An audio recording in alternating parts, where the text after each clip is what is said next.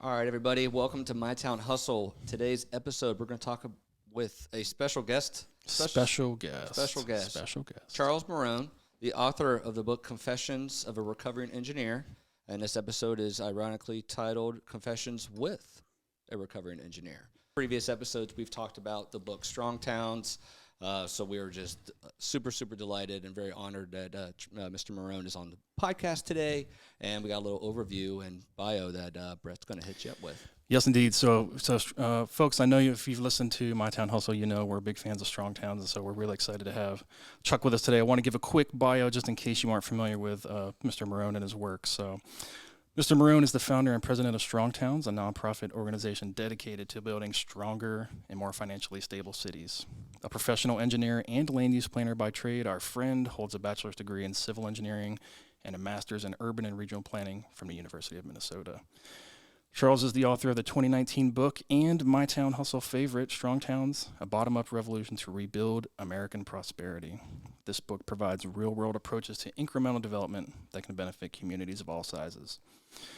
Charles joins us today to discuss his most recent release entitled Confessions of a Recovering Engineer, which builds on the foundational thinking established his work in Strong Towns and gives a bold new perspective on our transportation system and the culture and values that have shaped it. So we are pleased to welcome the biggest Minnesota Twins fan to ever appear on My Town Hustle, Mr. Charles Marohn. Good morning, sir. Hey guys, thank you. And my friends call me Chuck, so please call me Chuck. And just so we're clear, I listen to My Town Hustle. I mean, I got it on my podcast. Appreciate that. When you guys come through. Oh yeah, no doubt. It's funny because I think like the first 15 years of my career were small town hustle. I mean, that was I was doing consulting work in small towns around Minnesota. And so it's fun for me to listen to you guys. It's a little bit like thinking about where I came from a little bit. Yeah. But then also, I mean, I do really appreciate how serious you are about taking our thoughts and ideas and applying them in a real place. I have a lot of respect for it, and just I'm grateful. So when we came up with a new book, I'm like, I want to be on My Town Hustle. Let's see if they'll have me. So Oh man, awesome. This is about that. Yeah, that we probably are blushing. So that means a lot. Thank you very much. No, it's good. So I wanted to jump right in, Chuck. And so Sam and I have both read the book. We really enjoyed the book. And if you've listened to our show, you know we love hot takes. And this book, in my mind, was like the hottest of hot takes, and I loved it. So my initial question is, before we get into any of the content, how's the reception been so far? Man, we're 6 weeks in, and it's still, the feedback that you get as an author is actually very minimal in terms of like, how's the book doing? Right. Okay. I just keep getting these emails from the publisher going, this is awesome. Amazon is the place where you get good stats. So like, this is not, like some self-help book that's going to be #1 on the New York Times for whatever. But in like the categories it's in on Amazon, it's been #1 for 6 weeks now, and it's pretty astounding. And so things are going really, really well. I think people are ready for this conversation. That's awesome. I agree, and I think just like Strong Towns, this book hit me. Much like you, Chuck. Coming out of a 20-year career working for a regional council and thinking, I did all these things that we're like trying to do better. Like I was complicit in doing all those things. Like I know I have friends that are traffic demand modelers and all those things. And like, I know these people, so I can appreciate the feeling. Yeah, there is a certain cathartic, I hope that other professionals feel less threatened and more enabled to themselves question things, right? Because that's what we need to do. I mean, I it's a confession. It's my personal confession. Part of it is very harsh on the profession itself that I was a part of, but I do feel like the proper response is less defensiveness than it is, okay, I get this. Like, how do we do things differently? Right. And that's when I listen to you guys, and I'm sure this is mutual. When I go through, and listen to you guys, there's stuff that I'm like, I don't think that's necessarily exactly how I would say it, but I have deep respect for people who are like trying to work it out. Right. Like sure. The thing I admire is that you're not sticking your head in the sand and saying, the way we do things is perfectly correct. Sure. So. Yeah. Well, and it's like you, we're in a place we really love. It's a relatively small town. It's a very historic town. established in 1788. We're going to get into that. So we have all the challenges that you're talking about and that you've experienced. We're there with you, so we appreciate that. I get that too. Thank you. You had a quote in here that I want to get in, and I feel like now's a good time to do it. Is the conviction in one's predictions does not make them any more accurate when you talk about using the models. And for me, I think that hit really well, and I think that should hit every professional out there that obviously. We do this for a reason. We do it because we believe in it. We're passionate about it. But we can not be on a pedestal the whole time. We're vulnerable people.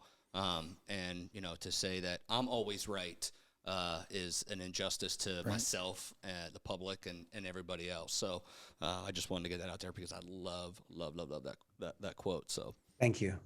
It's preceded by a discussion of how traffic engineers are very confident in their predictions, and so are astrologers. Yeah. And there's a certain parallel in their accuracy, right? Yes. So there was I can't say, Chuck, there were many books where like the foreword had me.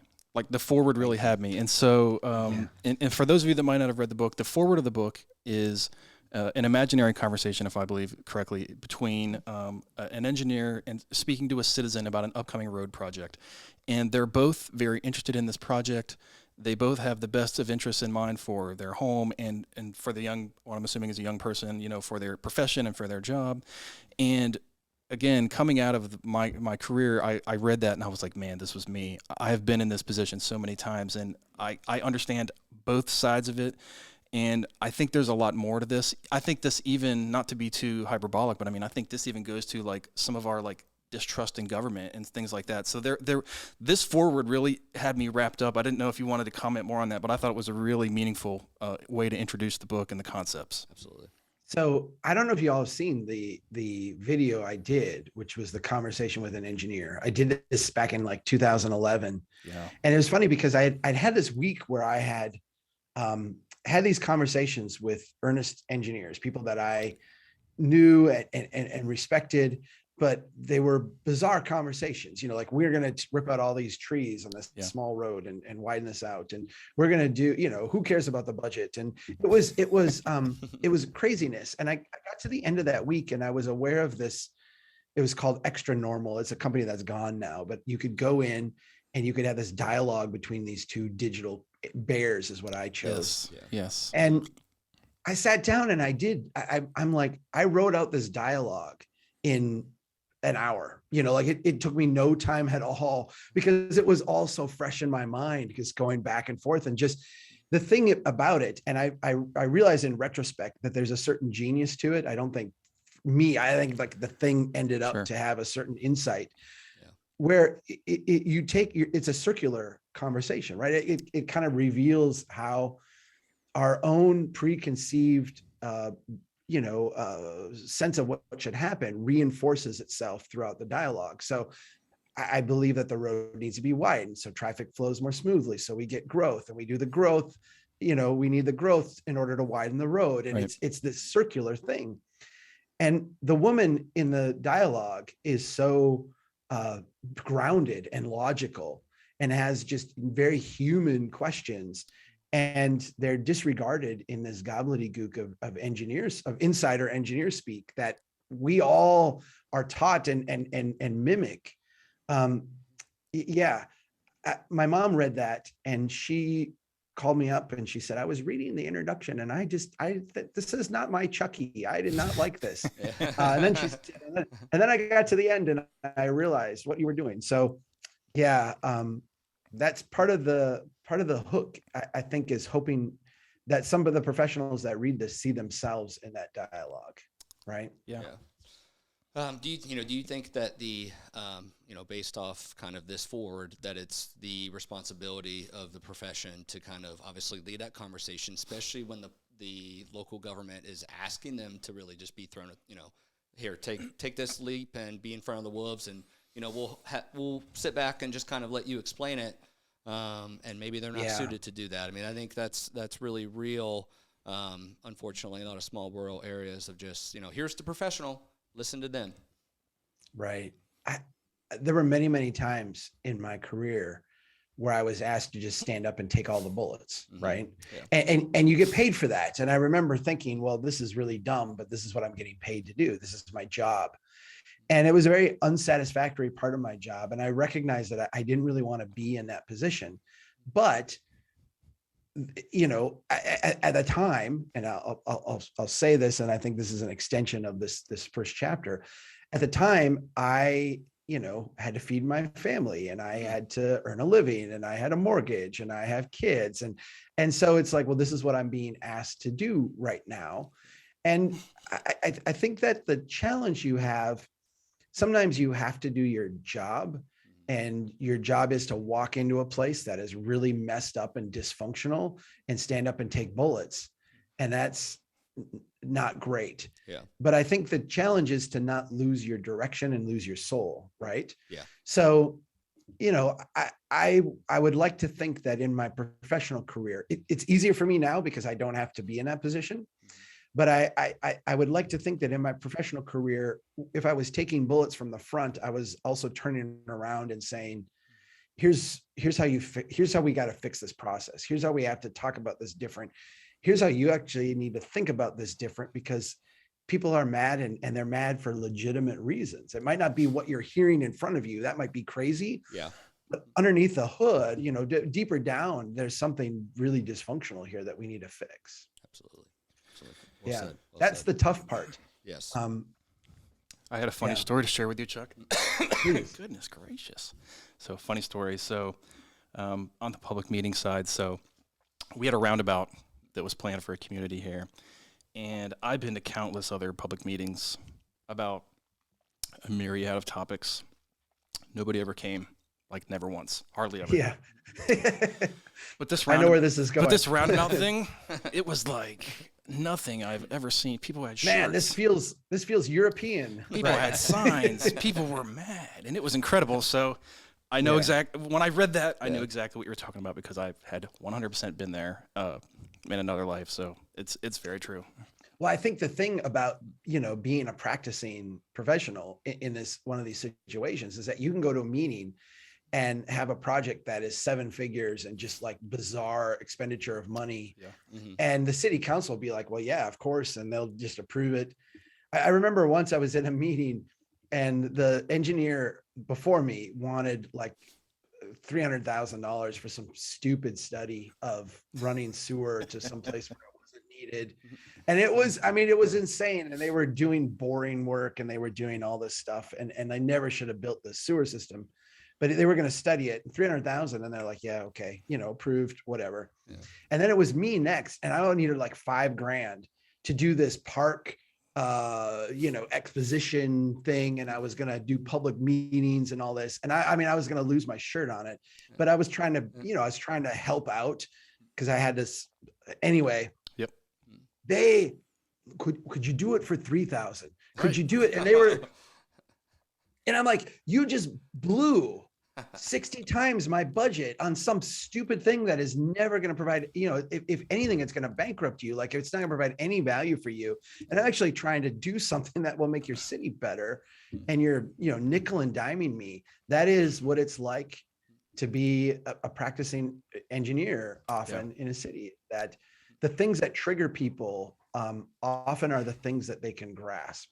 Yeah. And that's a very human statement, not an arrogant one, you know? True. Well, the end of my little story was the roundabouts are now there, and everybody loves them, as we knew they would. So it was just because people don't like sitting at streetlights for no good reason. Exactly. Exactly. They like to get where they're going in a reasonable amount of time. Yeah. Well, and it's kind of counterintuitive to think that moving slowly all the time is faster than moving fast and stopping and moving fast again. Yes. And that logic was like a challenge to like get that genie out of the bottle. So once we got there, it was fine. But boy, at the beginning, terrible. Yes. Yeah. Well, that's a great segue into really our next topic, which I think is a critical concept, obviously, in the book, which is Strode. So you have the street, you have the road, and you got the Strode. So Chuck, could you give our audience kind of just a little rundown overview of what a Strode is? Yeah, and there's an insight here that I didn't make the book that you guys will appreciate. So the idea is that there are streets and there are roads. Streets are platforms for building wealth. It's the framework for creating a place. And a road is a connection between places. So you're either in a place or you're going to a place. Both of these can be done from an engineering standpoint very effectively, from a safety standpoint really well, and from a finance standpoint, we can build really productive streets that make us wealthy as a community, and we can build really great roads that connect us to other places and improve our economy and our jobs and really connect us to the world. The Strode is the hybrid of the two. We call it the futon of transportation. So a futon is an uncomfortable couch that makes into an uncomfortable bed. It tries to do two things at once and fails at both. And a Strode tries to be both street and road. It tries to both move traffic quickly and be a platform for growth and development. Yeah. And you wind up at speeds that are not fast, but are not super slow, too fast to build any wealth, but too slow to get anywhere. And you wind up with development that, while sometimes looks like success, I mean, it might be a Walmart or some other big box store or a strip mall or whatever. If you look at the return on investment, all this stuff is spread way out. It's all this unproductive space that costs a ton of money to provide service to and provides no wealth and no payback. Yeah. The funny thing is, when I first developed this term, and this again was like 10 years ago, I used to capitalize every letter. So I would write it in all caps, and people would say, like, why are you writing this in all caps? And it was because I thought engineers would read it, think it was an acronym that they didn't know, right? And then search for it and find out what it actually meant. And it so offended like the people who are like grammar Nazis, in my audience, which there's a lot. That's a very real thing. That I finally relented and made it like a real word, not just all caps. Hopefully they credit you in Urban Dictionary. Hopefully Chuck Marohn is in there. They do. The funny thing is, though, I think the really cool thing, and this is a professional, like I'm really proud of this. I've heard many, many stories now of people using the word Strode in sentences, in context. And then someone will ask them, well, you've heard of Strong Towns then, right? Like, Strong Towns. They're like, I have no idea what Strong Towns is. Yeah. And so the word has really described something that people experience. And it's become bigger than this organization and this movement, which that's winning to us. Yeah. No doubt. I wanted to ask, so, Brainerd, Minnesota and Marietta are largely the same size, seem pretty similar. Do you have any advice for us on ways to kind of introduce or talk about this concept that people might be receptive to in communities like ours? Because, for example, we're on Front Street in Marietta, Ohio, a beautiful street in our downtown, historic storefront buildings. And in your words, it's like it's flat and straight like a racetrack. And so that gives all the signs to a driver to do what? That's to go fast. And so it's the perfect example of a Strode that could have any type of improvement that would be wonderful for pedestrians and other uses. So what are some strategies that are good to kind of introduce this concept and open people up to talking about this in a new way that might be useful for us or anybody else? Well, let me give you two insights on that. The first one is that I'm doing this book tour now, and I know I'm coming to Ohio, and we should stay in touch because I can come to your community and take the bullets, right? Yes. Like that's like I literally can stand up in front of people and say this, and then I move on, and it's actually good for me to do it that way. Sure. Yeah. So I'm happy to do that for you guys. The second thing, though, and I feel like this is the blessing and the curse of a small town. In my early days of Strong Towns, if you go back and read the stuff I was writing in 2008, 2009, 2010, I was a very angry man. I was very upset with the direction my community was going. I was very upset. And really like a decade and a half of practice had kind of welled up into, I was mad. Yeah. I was very ticked off. And so a lot of my writing and a lot of my advocacy work back then was just me almost like saying I'm fed up and I'm going to flame some people. Let me tell you, that's not a very effective way to make change in a place. That's a very effective way to get you uninvited from everything and not do real well.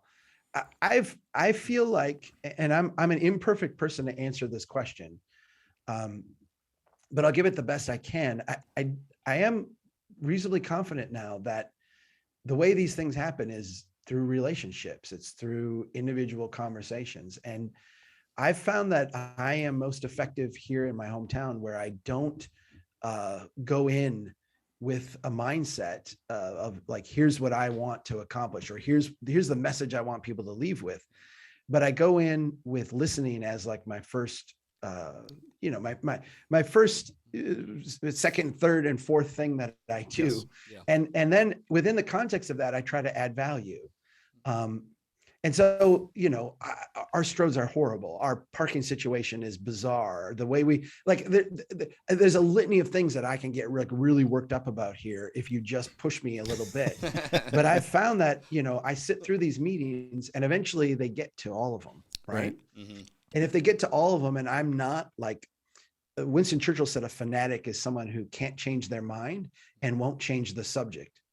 If I come across as a fanatic, no one listens to me. Yeah. If I come across as like a helpful person with knowledge that is meeting you where you are, and then helping you maybe see the problem that you're facing in a slightly different way, and then offer some context to think about it differently, I've found that is a really, really powerful way to not just introduce ideas and nudge people along, but actually build allies within a community. So I feel like I spent a lot of time as a young man screwing up things. And, it started with relationships, and I feel like I've gotten better at that, but I've got a ways to go yet too. Yeah. I really, really appreciate that take. Brett can know that from working with me that I come into the, in the office some days just furious. And I think I don't have as many years experience as Brett, but I think for me, I'm at this critical point where I just I'm seeing things. And I'll be honest, I read this book and I don't live in town, but I was like, I got to move into town. Yeah. And it just motivated me, but I appreciate hearing that, because I do have to tell myself, like, all right, calm down. Like, it's not a big deal in the large scheme of things. And, it's really, well, you read Strong Towns. Yep. You know that for 15 years, my wife and I lived way out of town. Yeah. And, that the dissonance of that grew and grew and grew. Yeah. It's very hard to be an advocate living, it's very hard to be like writing the things I was writing and living in a place, so there's a certain, I feel like we're all imperfect humans trying to figure this stuff out. Yeah. If we can be generous with each other, we can be generous with ourselves and realize it's a work in progress. Right. Yes. Yeah. And especially in a small town, if we're not generous with each other, if we're not, going to give each other the benefit of the most generous interpretation of people's intentions and people's actions and people's thoughts, we're gonna go mad with each other.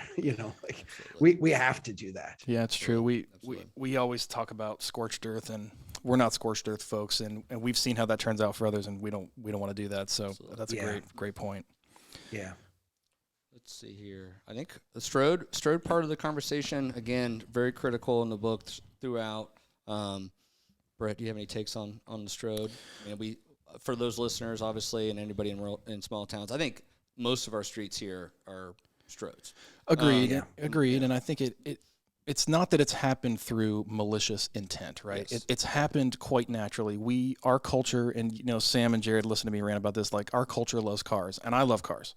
Me too. But I also understand it's not the only thing to all of us. It's not the only symbol of success and upward mobility and, financial access to other things. And so, but we've based our communities around them for the last, generation, and we're unwinding that slowly.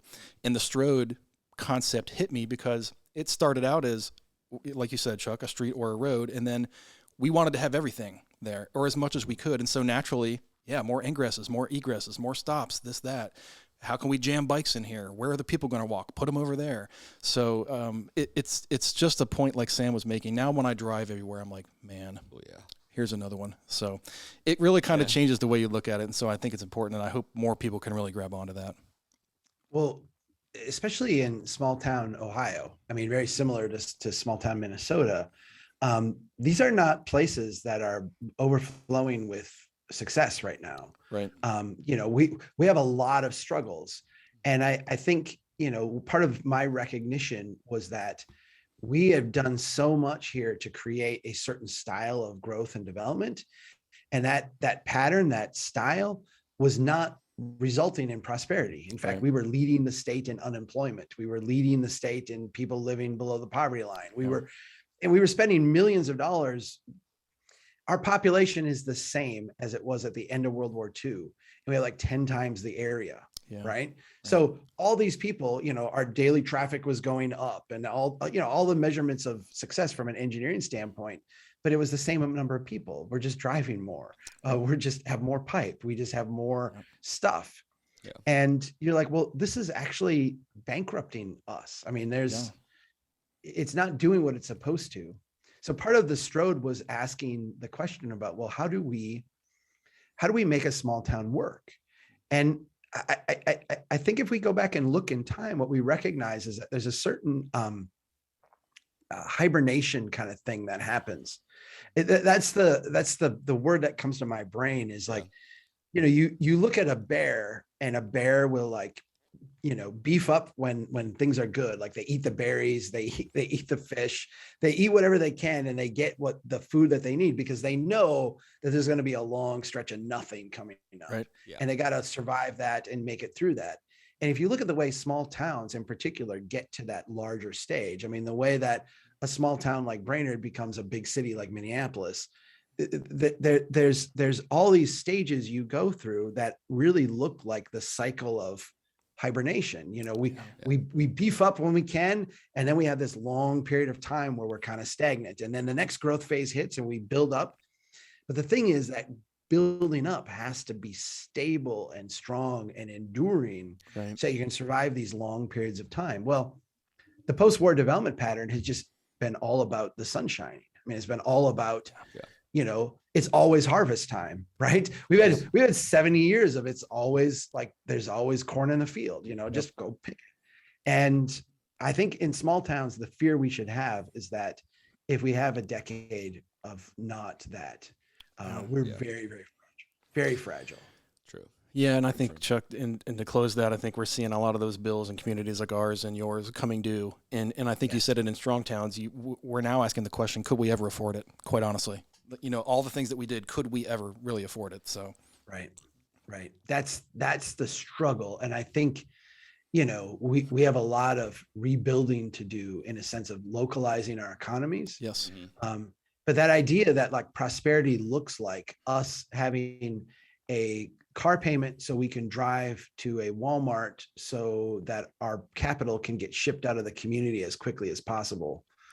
That's not a wealth building strategy, right? Like, every part of that transaction sends money out of the community. Yes.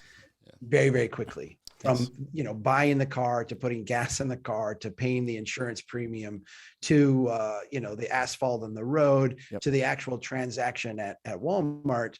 None of that actually builds wealth here. True. Very correct, man.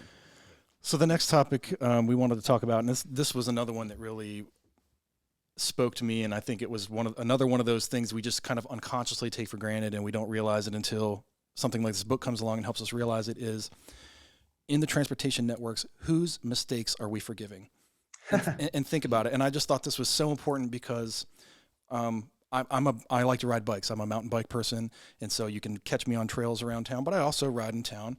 And I think about when I'm in my car, I've got all this signage, all the striping, all the safety implements, all the signaling, the wide shoulders. Everything is to give me the ultimate latitude when I'm operating my car. And if I'm outside of my car, sorry about your luck.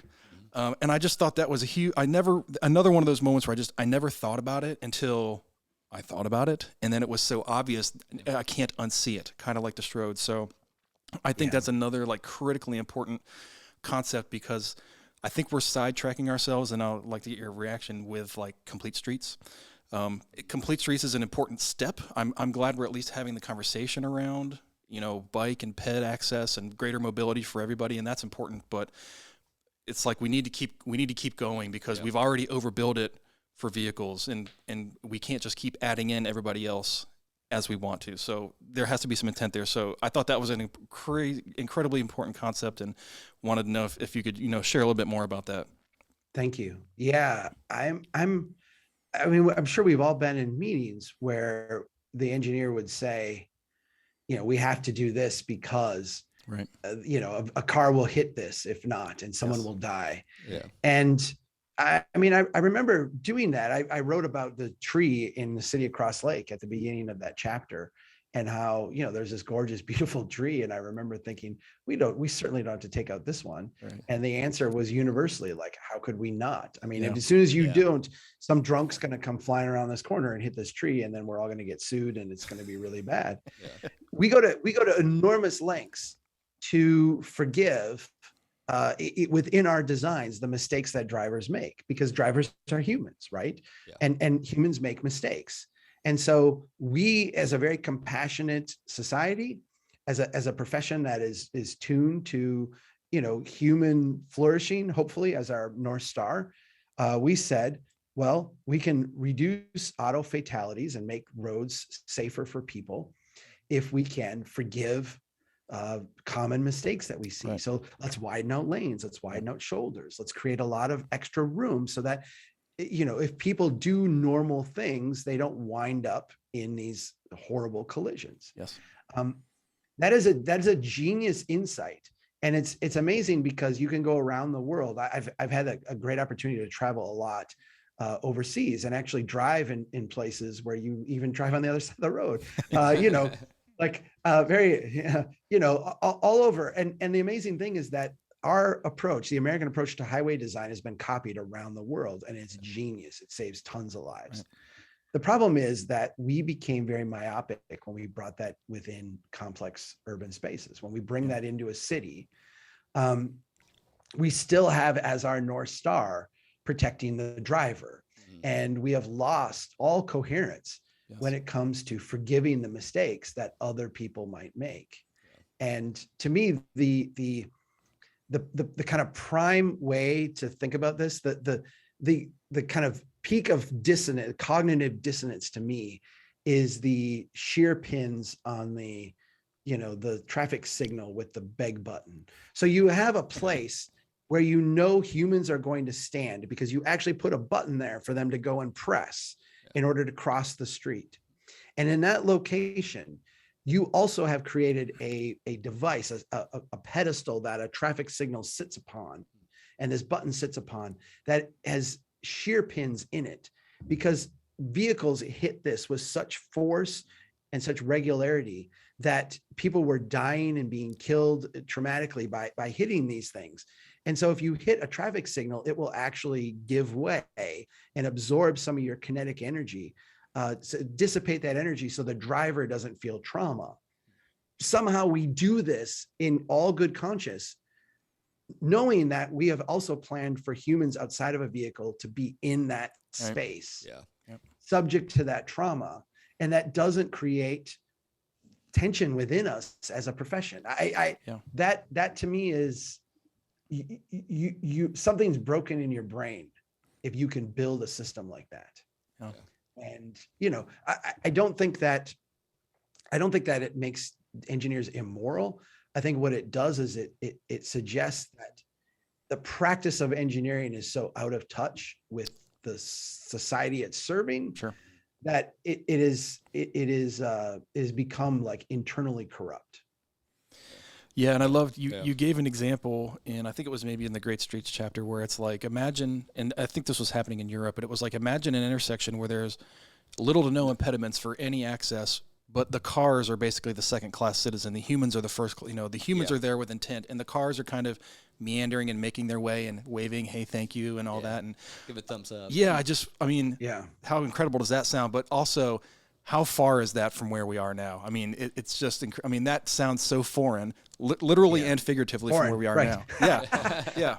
I was driving through Ireland, and Ireland has, their highways, their interstate system feels like our county roads, really. I mean, in terms of scale, you wind through the Irish countryside, but when you get, you can go a decent clip.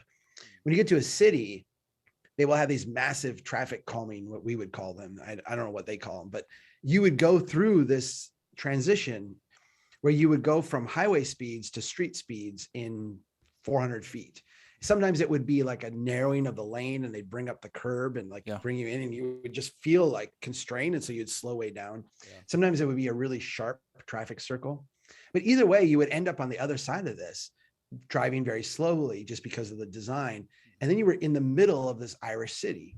And for me, I'm driving on the wrong side of the road. It's disorienting anyway. So I'm kind of peaked to go slow. But the thing that astounded me is that what we would call jaywalkers was just the city. Just right? Walkers. It was, you're driving through this town, and there's just people walking all over, and people, in the middle of the street, walking down the street and walking across. And what you had was like a great place. Yes. Right? You had like a great town, and the people driving and the vehicles were like a lower, I'm gonna say it this way, and I don't know if this is exactly how I mean it, but like a lower class of existence in that public realm. Yeah. At the very least, they were equals, right? They didn't get to dominate it. You had to watch out for people. You had to navigate around them, and it really made the place quite spectacular to be in. Yeah. You mentioned in the book about how, and culturally, but also this ego that we have as we drive.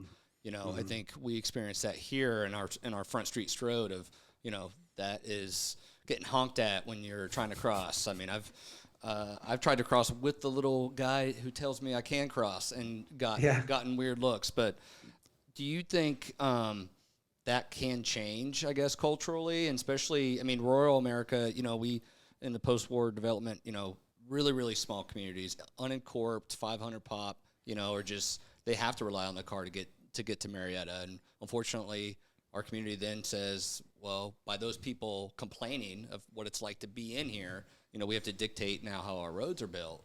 Can, I guess, that coexist potentially, where in very rural settings, they are going to obviously have to use the car, but we can bridge this gap. Once you're in the city, you are in this domain.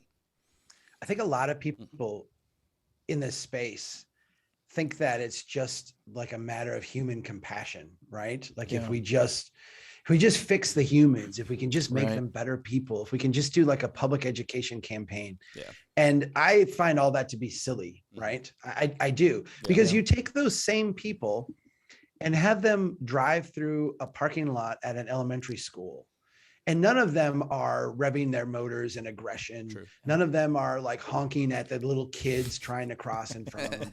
They're very aware that in that space, in that particular space, they're a lesser player. They need to be deferential, and they need to be human, right? When you get out on the Strode, what we've done is we've actually designed and licensed aggression into the design. Yeah. If you are sitting at a red light waiting your turn, what you are doing is you are ceding all your capacity to think, to make a decision for yourself. You could be sitting at a red light at 1 a.m, right? Where like there's no one around, and you could clearly go, like, you're an intelligent, thoughtful person. Yeah. I can go here, but you don't, because you've acceded to the trade-off that I will accept that I have no ownership over this space. I am feeble. I am small. I will sit here and go 0, because when the light turns green, I own this space. It is mine. And you better get the hell out of my way, because I just earned the right by my sitting there. I earned the right to dominate this space. Absolutely. And I do think that through changes of design, we can actually allow people to become more human. I mean, the better version of themselves. The Poynton example that you brought up earlier, there's a street in Poynton, England, where they did this shared space, amazing design. I mean, it's almost magical as from a design standpoint, where they take, it's all these streets coming together, these 4-lane, and they had all this signalized stuff, and it was angry and loud and aggressive. And they narrowed the lanes down to 1 lane coming in each way. People said that's insane for flow reasons. You can't do it. But then most radically, they got rid of the signals, and they just allow, like in that school parking lot, they just allow the traffic at slow speeds to kind of filter through this space. And, to demonstrate its efficacy, that the designer actually put on a blindfold and walked backwards through the middle of it. He's like, look, like this is a gentle human space. No one's going to run over anyone. No one's going to drag. Well, I've been in spaces like this, and it almost is disorienting to an American, because we're so used to this licensed aggression, this design that you either own the space or you're earning the right to own it. Right. Yeah. That the idea of sharing it in that way is really, really, it's almost magical. It's almost like, this is only in a strange continent like Europe could they do something so, Yes. and it's not. They're humans just like we are. They Yes. just have designed it differently. Yes. Love that. Love that. That's true. Yeah. So true. And by the way, I mean, you guys mentioned this earlier, but get rid of the signals and lower the speeds, Yeah. and you actually get to where you're going more quickly. I mean, that's the thing, is like this whole thing about licensing aggression. It's sitting at a red light, earning your right to dominate the space. It actually costs you more travel time. It actually makes you get to your place more slowly on most trips. That's the bizarre trade-off, Yes. right? Yeah. Yeah. Absolutely. Yeah. So a couple more points here, Chuck, and then we'll get on to some other topics. The funding consideration in the book, and as we work in our transportation networks, is never far from the surface, because it's so important, and especially in rural communities. We need every state and federal dollar to really do anything that we want and need to do, and so that's a real challenge that we face. But we recognize that and as you point out in the book, when you're playing it through the game of traffic congestion, traffic counts, fatalities, property damage, crashes, roadway departures, all those. If those are the only metrics we have to access funding, you kind of get what you get, which is what we're talking about. So, Right. and it's really hard to, and for communities like ours, it's hard to be competitive in those spaces. And it's kind You of can like, get money if you're really messed up. well, I was going to say, it's almost like bizarro world, right? It's like, Yeah. well, in order for us to Yeah. do good on the funding side, it has to be really bad out there. And so you're like in this opposite land. So, Yeah. and I don't think folks always understand that narrative around the data. And I think you do a great job in the book of talking about that. But Yeah. I mean, that funding piece is so important. And so is there more that you want to say about like kind of how we might be able to make that a little better compared to what it is now? Because right now we're not really set up to be competitive. And if we are competitive in the real life, we wouldn't want the conditions that cause that.